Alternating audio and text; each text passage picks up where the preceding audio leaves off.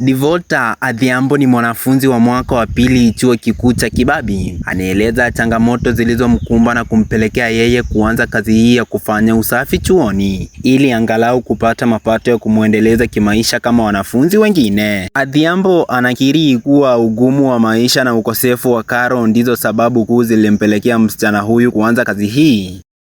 Okay, my name is Devota Adhiambo. I'm a student at Kibabii, a second year. Yes, also I'm a cleaner in this school. I'm doing this job because of some few difficulties I was passing through. Like I was having a challenge to my fees. So I do this job because to support my school fees due to some few areas I have. So for not only me doing this job, but we have some few students also who are doing this job. So everyone has his or her reason why he's doing this job. At the same time, he's attending his or her classes.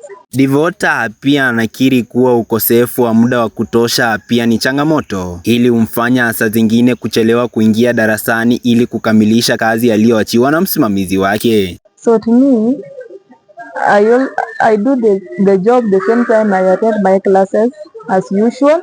So for you to perform both sides is for you to organize your duties, because to this company of cleaning services, we have supervisors. He doesn't know how you are going to organize your classes at the same time you perform his duties. So it's for you to organize yourself. Hata ingawa Adhiambo anatia bidii kila siku kuendelea na kazi hii, msichana huyu anaweka wazi kuwa pesa anazolipa kwa kazi hii hazimtoshelezi kwa matumizi yake na kulipa karo. Pia anakiri kuwa ucheleweshaji wa malipo wakati mwingine ni changamoto. Okay, another challenge I'm facing is that the salary we are being paid is not enough. It's a small amount. Because to me, you can find that that's the money I'm using to feed myself. The same time I'm using it to pay my school fees. So it is not enough, but we don't have otherwise.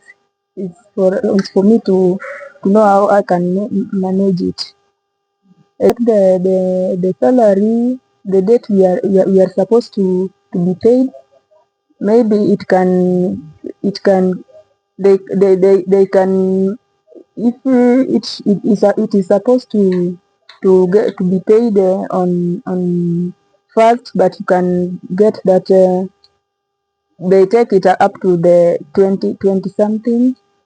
But so those are the difficulties. Devota anafichua kuwa wazazi wake wanafahamu wanachofanya mwanao na aliamua kufanya kazi hii ili angalau kuwapumzisha wazazi wake ugumu wa kutafuta karo. Okay, the job I'm doing also my parents are aware of it, because every time I make a step, I always inform them so that they be aware of anything I'm doing in school. And by the time I told them, they always encourage me just to keep on like that, and they are always proud of me because I'm not pressurizing them on money for upkeep. I always make it myself. So it helps me a lot, and I'm proud of my parents, and also even if they give me support, but at least they don't struggle as such. Yes. Hata hivyo, Adhiambo hakusita kuwashauri wanafunzi wenye changamoto kama zake. Okay, to my advice I can give to my fellow students, in this life you have to focus, because like a job I'm doing, some of us take us like it's not something good to be done, but to you know why you are doing it. Because everybody has his or her life, and your life you have to make it for yourself. Yes, if you are a grown up, you have to, there are some things which you have to do to yourself. Not that everything you ask for your parents, you ask for your guidance, because those people also they struggle outside there. So you just have to to look the back, maybe the background of your family. Some are well off, but if you see as a comrade like me doing this job, don't just mistake me like maybe you can misquote my name like maybe I'm a failure in life, but no, this is just the beginning. And for you to make it, you have to struggle. You have to encourage yourself sometimes so that you can make it in life.